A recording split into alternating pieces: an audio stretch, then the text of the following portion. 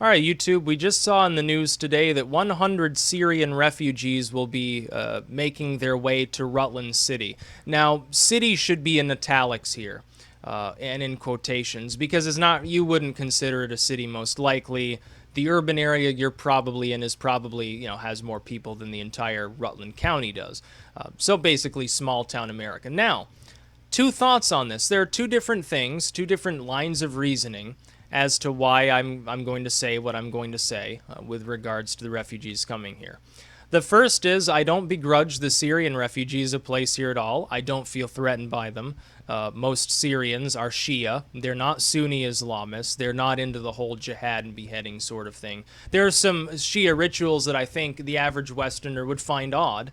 But ultimately, I think that's outweighed by the improvement of the food that might happen if they open a Syrian restaurant. I eagerly await that. I mean, honestly, I'd eat there all the time. I don't really have a problem with this, whether it's women and children or not. Now, the U.S. government says, oh, well, most of the Syrian refugees are women and children anyway. Okay, that's it. I don't even care if that's the fact. I don't care if they're all men, because I don't feel threatened by Syrians. My problem lies in something totally different, and that's that Obama, who, let's face it, is responsible for destroying the state of Syria in the first place through his stupidity, has not yet told us exactly how the screening process works. The U.S. government was asked about this. Even the U.S. Congress, they asked Obama, well, maybe this is an okay idea, but we would like to see exactly how the screening is going to take place, because we're seeing in Europe, obviously, screening is almost impossible. There's no way to tell whether a person is actually fleeing Syria or Iraq and is a refugee, or whether they're just an economic migrant from somewhere else, who is basically there. They want a job, or they want welfare, or they want, in some cases, unfortunately, they want to spread jihad. Because I don't think the average person is particularly worried about the Syrian refugees themselves. I welcome that. What I worry about is the odd Pakistani or Libyan or something that's coming here and has ties to ISIS or something like that. Now, I'm not going to worry too much about that here. It's 100 refugees. Not a particularly impressive number when you look at the number of people. Even just in the Rutland metro area, it's far larger. So not even 1% of the total population. Plenty of empty homes here, plenty of empty businesses. It's not like we don't have the room in the state of Vermont. We could take 100,000 Syrian refugees and it wouldn't be a full inundation, let's face it. But at the same time, I do worry about Obama's intelligence. I also worry about his scruples. I think anyone who gets the Nobel Peace Prize and then kills tens of thousands of civilians with drone strikes, and probably more, we'll probably get declassified papers eventually that'll say the number's much higher than that. I think that anybody who acts like that is either nuts or extremely evil. Obama is basically the same as George W. Bush. Now, let me say something else here that's perhaps important. I don't think the average person has even really considered this. Put yourselves in the shoes of a Syrian whose nation has been all but destroyed by the actions of somebody like Barack Obama, because he's ultimately responsible. The buck stops there. U.S. foreign policy stops at his desk. He must take responsibility for it. He's a coward when he doesn't. It stops with him. Just like Bush is responsible almost solely for what happened in Iraq, he should have known better. He was told at the time it was a bad idea. He refused not to go in and displace Saddam, leading to the rise of al-Qaeda there, leading to the problems we have with ISIS. And by the way, even when ISIS was there was no problem in Syria until we began meddling there as well, starting a civil war in the process. This wasn't an organic uprising. Obama tried to use that line in Libya several times. It's an organic uprising. It's spontaneous. It's the Muslim spring. Soon everything will be flowers and cheerful, and oil will come running across North Africa, and everybody will be rich, and everything will be just peachy. Gaddafi's gone. No more tyranny. There'll be an upstanding first world democracy in no time. Only that's the opposite of what happened. It actually descended into chaos, and now it's a fucking hellhole. It's full of ISIS agents. It's full of Al-Qaeda. It's full of misery. GDP is falling. Productivity is down across the board. Migrants are fleeing from the borders of these countries that have been ruined by Obama's foreign policy and Bush's. to an extent as well. They're both fucking responsible, and they're both fucking the same. The fact that Obama has a D after his name and more melanin in his skin is not going to excuse him from my acerbic criticism any more than the fact that George W. happened to pretend to be retarded so that he could get away with his evil plots, which is really what they are. They're globalist plots. They're neoconservative warmongers. They weigh the value of human blood and human misery, and they find it is worth nothing in comparison to the oil and the gold and globalism and export markets and all their graphs and charts and all that other bastardized bullshit. Now, that's why we really need like libertarianism and nationalism in the Western world, and they need it in Syria too. Syrian nationalists should have been respected. Leave them alone. Let them have their country. I don't care if they're Muslims. Let them be Muslims. Let them be Muslims or pagans or whatever they happen to choose to be. Leave them alone. We really need that here. You know, I bet if these 100 Syrian refugees coming to Rutland, if I were to go to them and have a good long talk with them, if I had sort of a captive audience and I had an hour with them, I bet I could convert 90 of them to libertarianism. Because I would tell them this. I would say, our government is fundamentally responsible for your suffering. You know, sorry about that. Your government also, you know, was tyrannical and you know, some of the reasons why you were held back economically, even during the famine, I think it was about a decade ago they had there's because of, you know, sort of the weird ways of not centrally planned, but kind of centrally planned, nationalized government, as you would term it. Therefore, we need to more heavily constrain government. You're a Muslim? I don't fucking care. I'm a pagan. You shouldn't fucking care. You know, all this human suffering was caused by a bunch of idiotic differences, really, between people that were used by the governments of the world to cause war and to get it okayed by, you know, people in the democratic process, or to you know, calm unrest if it was a more totalitarian government to keep their people in line. You know, we're all Muslims here. You know, Muslim pride. We're going to go to war, essentially. That's what I would tell them. I would like to believe that somebody who's fleeing warfare is going to be among the most peaceful people. They didn't want to fight. They didn't want to be shot at. They didn't want to see their family bombed. They left. That they had no choice. But at the same time, let's consider this. These people fundamentally, a lot of them, not all of them, but a lot of them, they don't want to be Americans. They don't want to be Europeans. They want to be Syrians. They wanted to be left alone in Aleppo or wherever they were from before. They can't do that because the West destroyed their home countries. Now, if I am a Syrian refugee, I'm going to take a good long look around me at all the Americans or Europeans around me, and I'm going to distrust them, maybe even hate them a little bit. Because I'm going to say, you know, the government of this country is responsible for what fucking happened to my country in the first place. Well, you know, these people, we have a human tendency, it's an unfortunate tendency, but it's there, to conflate the government's will with the people's will, even within a democratic system where, you know, 90% of the population might be dead set against something the government wants to do and it does it anyway. You look at a lot of our retarded government policies. The people of the United States right now don't have a stomach for war. They don't really want war. Unfortunately, our government keeps warmongering. The partisan bullshit that goes on in D.C. has kept it going, I would argue, for far too long. It needs to end. It's not ending, you know, right now. Hopefully soon it does. But I don't cast the evil eye on Syrian refugees and have a problem with them. What I have a problem with ultimately is my own government, because they're the ones responsible for creating the crisis in the first place. These people didn't want to have to flee their home nations. They were doing just fine until Uncle Sam and retarded Marxist Hollande and retarded Führer of Germany Merkel and all of these other goofballs in the United States and Europe decided to go and nation build in the third world that would be a far more prosperous if it were just left alone.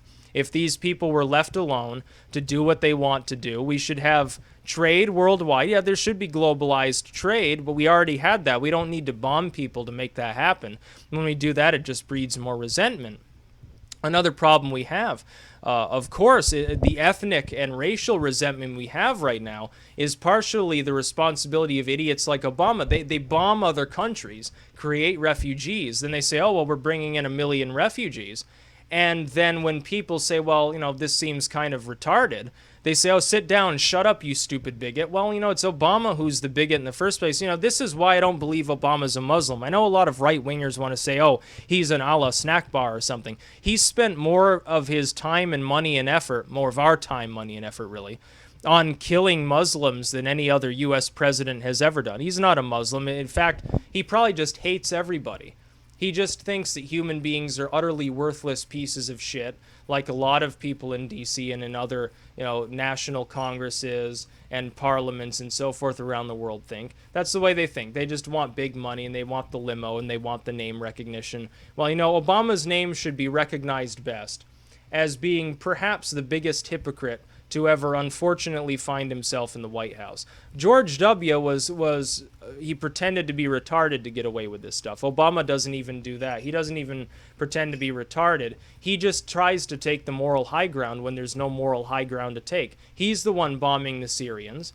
He's the one giving the money, giving the weapons, and giving the training to Islamo-fascists who a decade ago we would have said anyone funding or training them or giving them even lip service was possibly a terrorist.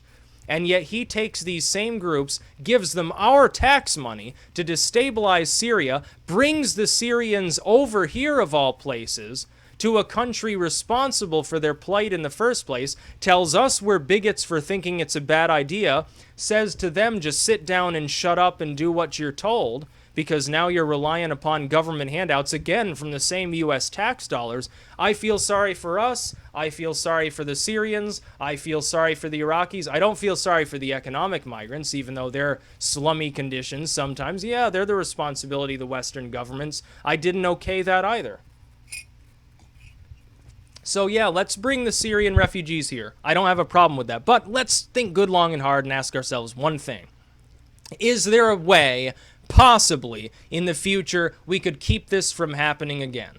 Is there a way that we can keep our government from going into these godforsaken locations, bombing them to shit, and then calling us bigots when we say it was a bad idea to begin with, not our problem, not our fault, we didn't okay the war, we didn't okay your stupid bombing raid, we didn't even know that this, that, and the other thing were happening half the time? Meanwhile, the government spends more money on conducting surveillance here, conducting surveillance there. You need fewer rights. Oh, your rights are just privileges and all this other bullshit. The government is at fault. The U.S. government almost singularly is at fault for what's going on in Syria right now. Not even the jihadists. The jihadists were powerless against Assad till we, and by we I mean Obama and his cronies, began funding and arming these idiots. The Syrians were doing just fine. Assad knew how to deal with them. He had been dealing with them for a good long time. He knew how to take care of his own. It's just like the American people. Now, we know how to take care of our country. We don't need Obama to lecture us all day about what right and wrong are. He's in no fucking moral position to lecture us on that. He's more corrupt and less trustworthy and less noble and less patriotic than almost any randomly selected U.S. citizen could be, than almost any randomly selected illegal alien could be.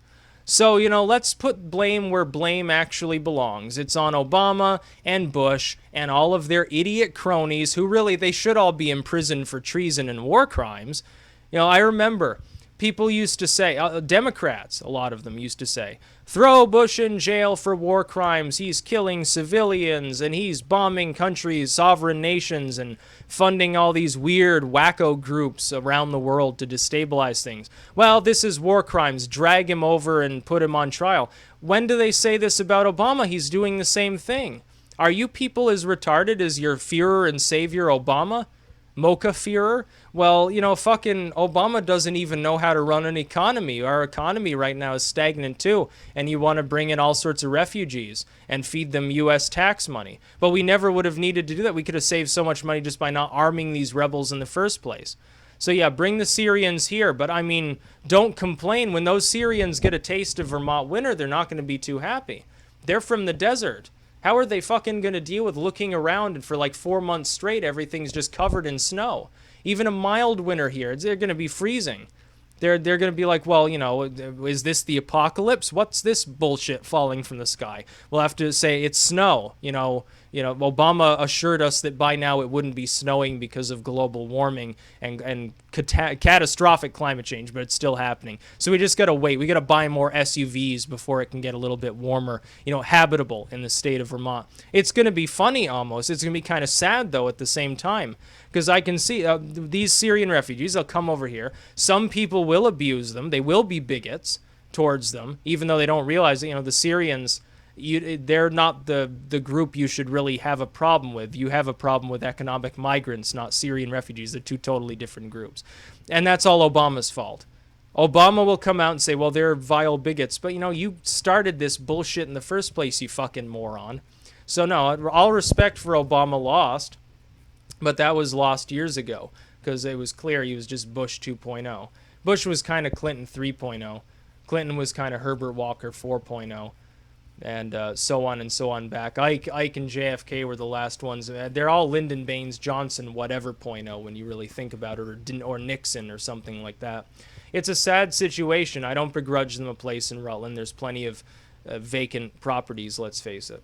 But we need to properly identify who's actually at fault for creating the refugee crisis. It was Obama working with his good buddy, probably his fuck buddy, Angela Merkel, and their good gay friend Hollande over in France, the Marxist, who thankfully is, I mean, he's not, nobody even wants to shake his hand. He's a little tiny, like, midget. He's like, what, 5'4" or something? He's like this little tiny sad sack guy. He looks like a shorter French version of Ted Cruz with these little tiny black glasses, and he just constantly looks like he just got a whiff of smelly cheese. I mean, he's in France, so that makes sense. Smelly cheese or somebody's extreme, like, burrito gas or something like that. That's what Hollande looks like to me. Merkel's not much better. She looks like a pug.